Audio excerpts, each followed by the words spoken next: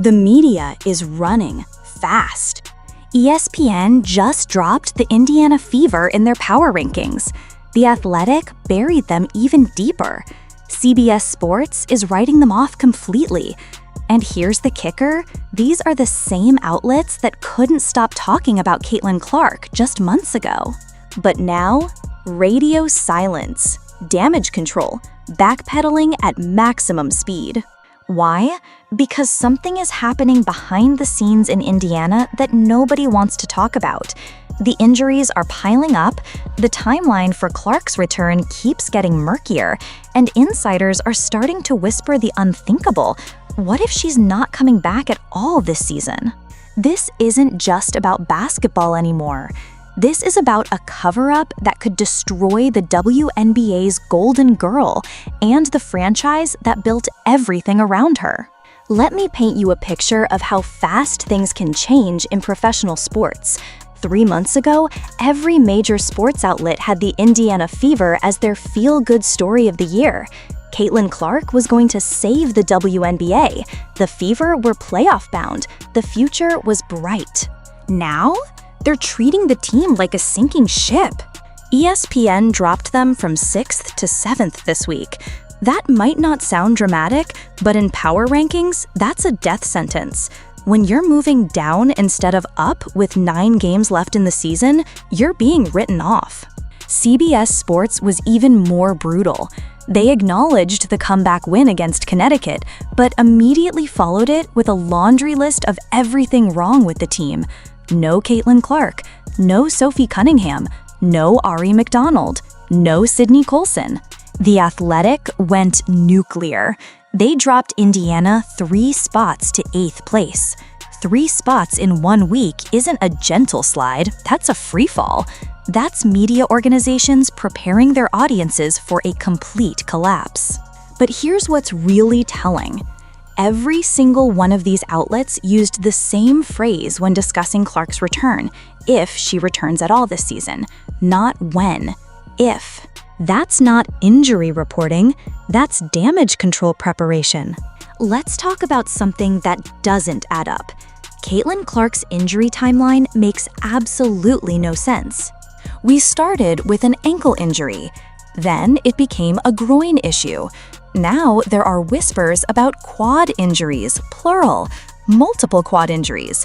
At what point do we stop pretending this is normal injury management and start asking the real questions? Professional athletes deal with injuries all the time. What they don't do is disappear for weeks without clear timelines, consistent diagnoses, or transparent communication. The Fever's handling of Clark's situation has been amateur hour from day one. Here's what's really suspicious. Other players in the league have come back from similar injuries in half the time Clark has been out. Meanwhile, the Fever keep moving the goalposts. First, it was a few games. Then it was week to week. Now it's if she returns at all. Either Clark is dealing with something much more serious than they're letting on, or there's a different reason she's staying away from the team. Both possibilities are terrifying for different reasons. The silence from Clark herself is deafening. No social media updates about her progress, no appearances at games, no interviews about her recovery timeline. For a player who built her brand on accessibility and connection with fans, this complete media blackout is unprecedented. But Clark's absence is just the beginning of Indiana's nightmare. The injury bug has hit this team like a plague, and every loss makes their playoff chances more desperate. Sophie Cunningham gone for the season with a knee injury that looked brutal on replay. She wasn't just a role player, she was the heart and soul of this team while Clark was out, the emotional leader, the defensive anchor, the player who refused to let them quit. Ari McDonald, another key piece lost for the season. People underestimate how important McDonald was to this team's depth and shooting. When you're already shorthanded, losing someone who can get hot from 3 is devastating. Sydney Colson, another rotation player, gone. At this point, the Fever are playing with a roster that looks more like a G League team than a playoff contender. Here's the brutal math. The Fever need to make up ground with 9 games left. using basically a completely different team than the one that was supposed to carry them to the playoffs. It's not just difficult, it might be impossible. And that recent win against Connecticut that everyone's celebrating, they needed Kelsey Mitchell to drop 38 points just to beat one of the worst teams in the league. That's not sustainable basketball. That's desperation basketball. Here's where things get really interesting. The same media outlets that built up the Caitlin Clark phenomenon are now systematically tearing it down. But why? Think about it. These organizations invested heavily in the Clark narrative. They sold subscriptions, generated clicks, and built entire content strategies around her story. Walking away from that isn't a casual business decision, it's panic mode. Something has happened behind the scenes that's made these outlets decide that distancing themselves from the Fever is more important than continuing to ride the Clark wave. That's not normal media behavior.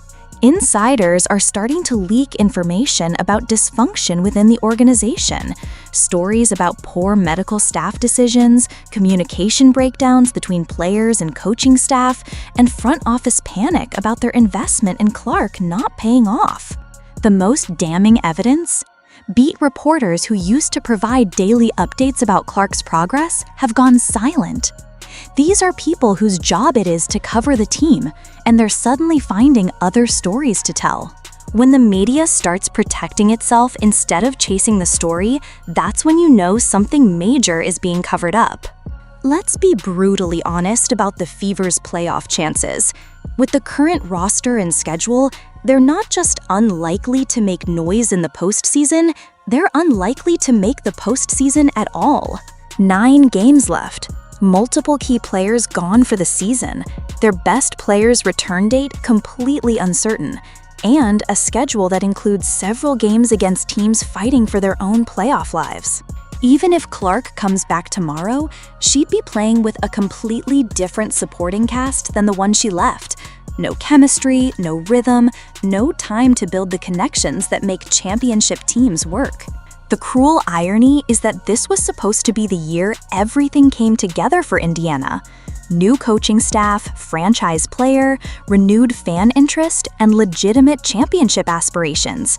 Instead, it's turning into one of the most disappointing seasons in franchise history.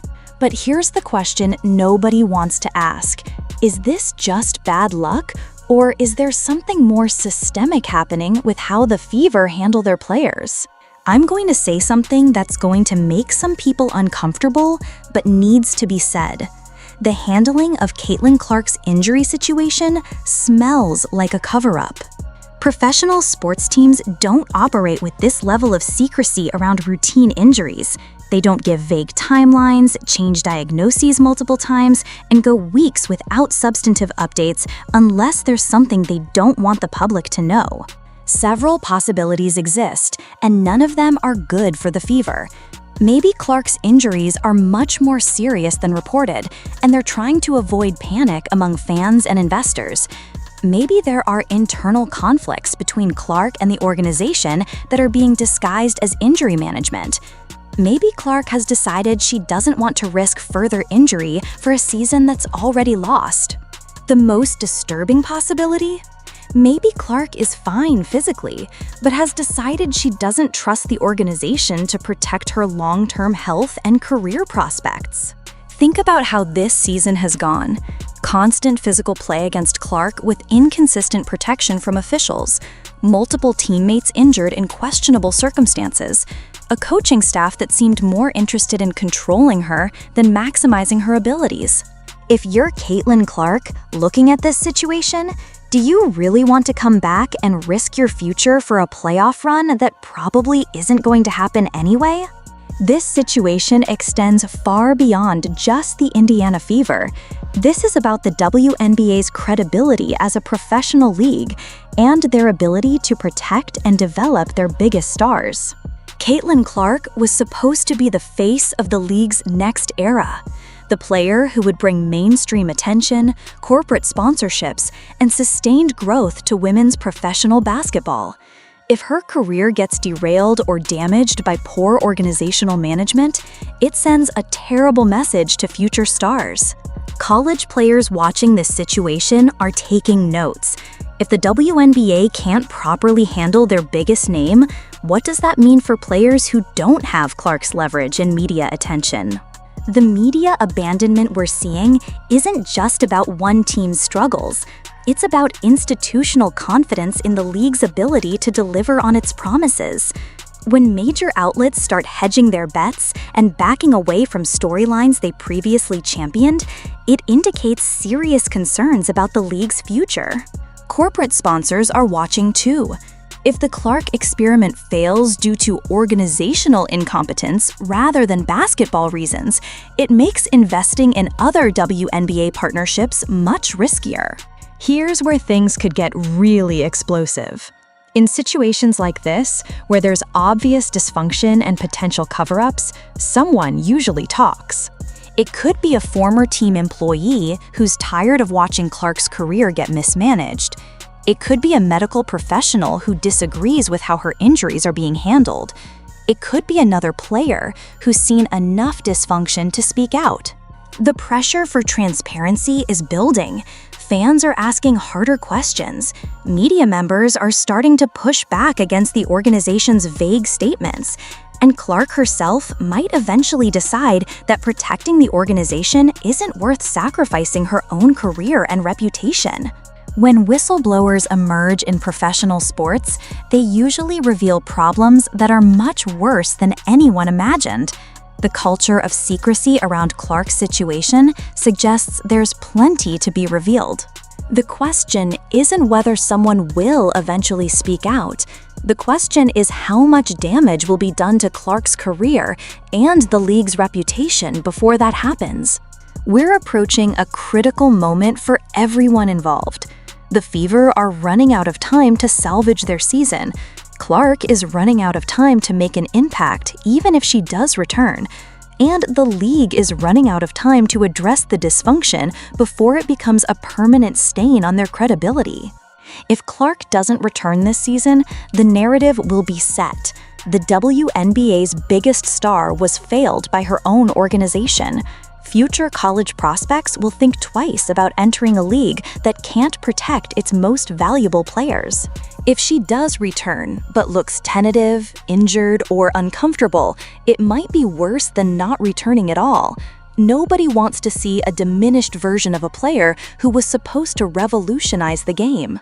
The media organizations that are already backing away will use either scenario as justification for reducing their WNBA coverage. The corporate sponsors will start looking for safer investments. And the fans who were just discovering women's basketball will move on to other sports. The abandonment of the Indiana Fever by major media outlets isn't just about power rankings or playoff predictions. It's about institutional failure at the highest levels of women's professional basketball. Caitlin Clark deserved better than this. The fans deserved better than this. And the WNBA deserved better than this. But until someone is willing to tell the truth about what's really happening behind the scenes in Indiana, we're all just watching a slow-motion disaster unfold. The question isn't whether the Fever can still make the playoffs. The question is whether the damage being done to Clark's career and the league's reputation can ever be fully repaired. Someone needs to step up and provide real answers, because the silence is becoming more damaging than any truth could ever be.